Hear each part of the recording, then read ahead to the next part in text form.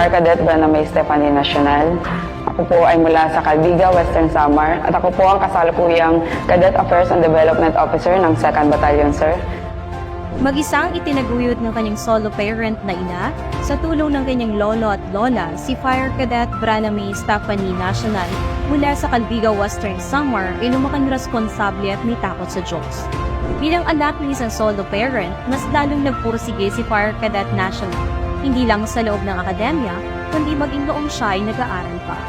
Dahil isang domestic helper sa Hong Kong sa mahigit 10 taon ng kanyang ina, lumaki siya sa kanyang lolo na isang farmer at lola na isang teacher na siyang tumayo bilang kanyang mga magulang. Wala mang kinagis ng tatay, hindi ito naging hadlang para kay Fire Cadet National para magpursige at maging responsable at mabait na bata.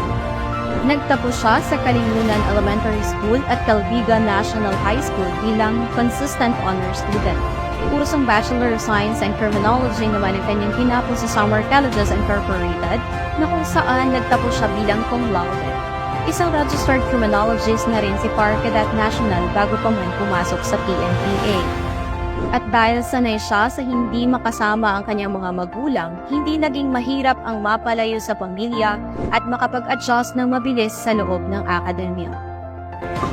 As a future officer of the Bureau of Fire Protection, I can contribute to the betterment of the Bureau by simply upholding the virtues of this academy, sir, which is justice, integrity, and service.